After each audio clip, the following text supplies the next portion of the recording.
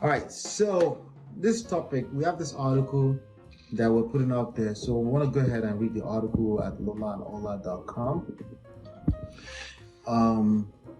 3 marriage retreat events that will break you and your partner further apart. But what I wanted to ask you is this, right? Mm-hmm. We've been to, I don't know, how many marriage retreats? One that we've been to? Yeah, the one with the marriage ministry. For the church, right? Yeah. What was your experience?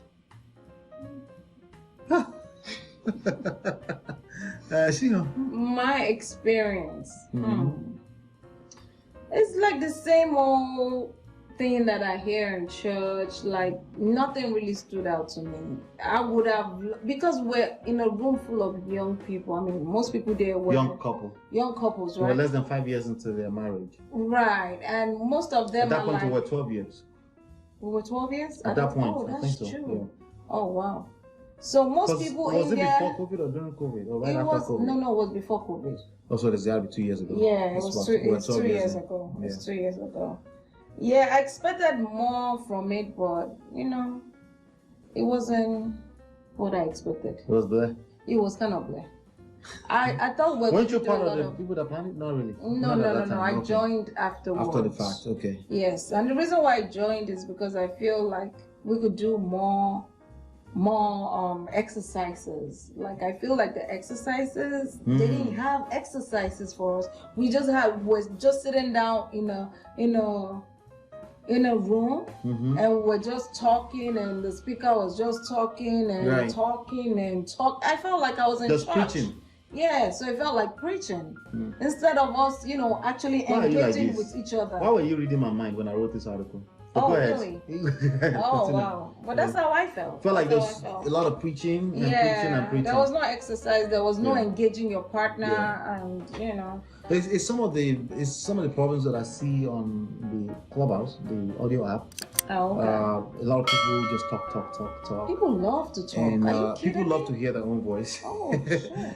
Understandably, but yeah, and you never really get anywhere. But now we're talking about real marriages that were really counting on marriage retreats to help their marriage somehow, somewhere, And that was my experience too. Yeah. I felt like it was a lot of preaching, and there are two things I would have loved if I was designing a marriage retreat. Definitely Q&As. That has to be a big part of it. And when I say Q&As, it's a Q&As where you really plan it and you don't wait for people to ask questions. You bring the questions and then it will instigate questions. Right. Because so people will get more free. People will get more comfortable because people naturally don't want to put their business out there. Yes. So they're usually, I don't know if I should call it shy. They don't want to say, they don't want to be judged. They don't want to be judged. That's the word. Now leave the place. You'll not be looking at me some type of way, or you tell my business to other people. Yeah, they don't want to be judged. So this article right here, marriage retreats literally cost, well, that one was $300 per couple, but out there it costs as much as $3,000 to $5,000 per weekend. But usually all inclusive. Yes. That one that I went to was one night. Right. That was one night, right? That was one night. Okay, yeah. That was one night. So and it was a smaller church. It was a setting. smaller group. Yeah. And even the next one that we're planning is gonna cost more, to be honest. Yeah. So there were 3 events that will break you and your partner, as we said in this, but there were actually 9 things that I pointed out. Right? Okay. The 9th thing is lectures and sermon preaching is too much. It is. The 8th thing number 8, one weekend is not enough for your marriage. It's not. So if you're going there, it can be a powerful trigger towards the right direction, but it's not guaranteed to be enough to help you fix your marriage. If anything, I'm going to point something out here that can actually destroy your marriage from those kind of events. Thing number 7, role play exercises. We gotta have role play. Yes. There's a difference between when people are running their mouth and rhetorics and all these theories, but when it's playing out, it's a different thing entirely. And if they're not doing role play, is the closest thing. It's still not close enough, but role play is the closest thing to it. So if you've ever seen some of like marriage boot camp or things like that, you see them do like this doll exercise where they that's a big part of it, and they start to say things. Say what she will say what he or she would normally say. Yeah. And that brings out some fun, but also some real lessons. Stuff. Yeah. Right. So also attraction, intimacy, and sex, a marriage retreat event where they don't discuss this topic in detail. Like you go to a marriage retreat and they don't talk about attraction, intimacy, and sex at all.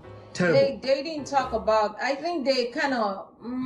Yeah, they gave us like a little key, like a little banter. And I was like, yeah, I was impressed with that, but still. Yeah, we could do better. Yeah. And it's because it's church. Yes. Really, it's because it's church. They don't want to talk about it. Mm-hmm. So thing number 5, Q&As. Like I said, there's got to be strong Q&A sessions, multiples, because somebody could come to one session and they went back to the hotel room, they thought about it and said, I need to ask this question. Right. Maybe they argued in the room and they came back and said, you know what, because of that argument, I'm going to ask this question again. Right. It has to be a strong part of the conversation, of the whole event. Case studies and discussions to help with instigating more Q&As, right? Then the 3 deadly things that I wanted to talk about is thing number 3, absolute and extremes. When you're hearing so many people preaching and just preaching, eventually you will interpret those things as absolute. Yes. It's supposed to be that way. And actually they did that day. Like the speaker said, and you women too, you should not kill each other. I'm like, oh my God. Yeah, the shoulds and the should nots. Yeah. May not necessarily like work for your marriage. women, we are humans too. Like, excuse me. The problem you're having might be different from the problem the other person is having. Now you are putting everybody in one loop. Yeah. Yep. And then thing number 2, duplication and multiplication. Marriage retreat will tend to duplicate and multiply what your relationship already is if you do not leverage it to find out where you as an individual are contributing to what it already is. Let's break that down. If your underlying relationship is trash, marriage retreat has a way of making it more trash, right? So that's the whole point there. Thing number 1, resentment from comparison. You see other couple holding hands, walking through the hotel, you go compare your spouse to that. That's gonna destroy your marriage. That means you still need individualized one-on-one therapy, coaching. Yes. The marriage retreat can help. It can help you in the right direction, but it's just not enough by itself.